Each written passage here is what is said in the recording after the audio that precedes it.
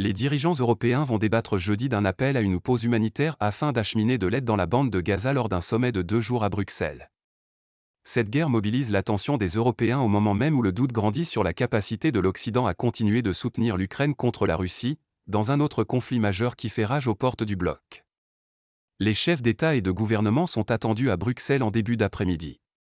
Sur la situation au Proche-Orient, l'Europe des 27 est traditionnellement divisée entre les États membres les plus pro-palestiniens, comme l'Irlande et l'Espagne, et les plus fervents défenseurs d'Israël, comme l'Allemagne et l'Autriche.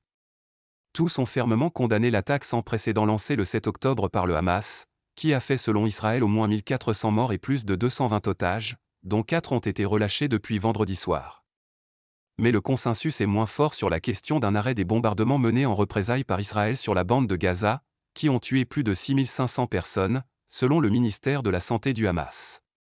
Par ailleurs, au moins 95 Palestiniens ont été tués en Cisjordanie, a indiqué le Bureau de coordination des affaires humanitaires de l'ONU, OCHA.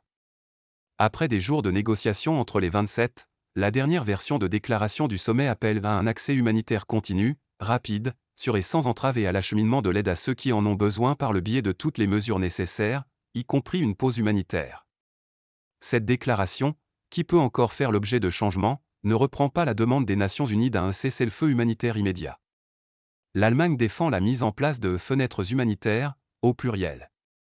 Faire comme s'il fallait faire la paix ou instaurer un cessez-le-feu n'est pas adapté à la situation actuelle, a déclaré mercredi le porte-parole du chancelier Olaf Scholz, Stephen Ebestray. Les lettres, les virgules, la langue importe, c'est ainsi que l'on trouve des accords, souligne un responsable de l'UE. Ukraine éclipsée ? Mais les diplomates de certains États membres avertissent que les tergiversations alors que le bilan des morts ne cesse de s'alourdir nuisent à la réputation de l'UE. Cette guerre au Proche-Orient a aussi suscité la crainte chez certains de voir éclipser celle que mène la Russie contre l'Ukraine depuis 20 mois. Et ce, au moment où la crise au Congrès américain soulève des questions sur la pérennité de l'aide militaire américaine à Kiev. Le chancelier allemand Olaf Scholz a promis mardi que ce soutien ne sera en aucun cas affecté par le fait que, depuis les horribles heures du matin du 7 octobre, nous sommes tournés vers Israël et le Moyen-Orient avec la plus grande compassion et la plus grande inquiétude.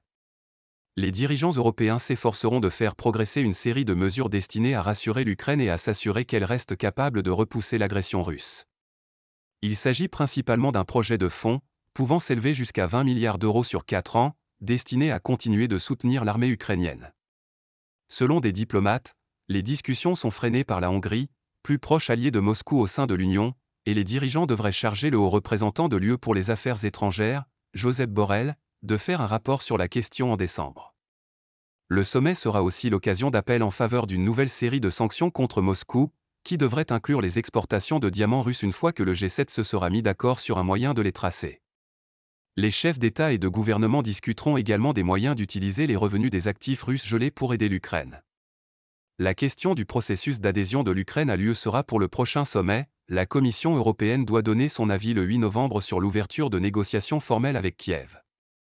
Il reviendra aux dirigeants de se prononcer en décembre.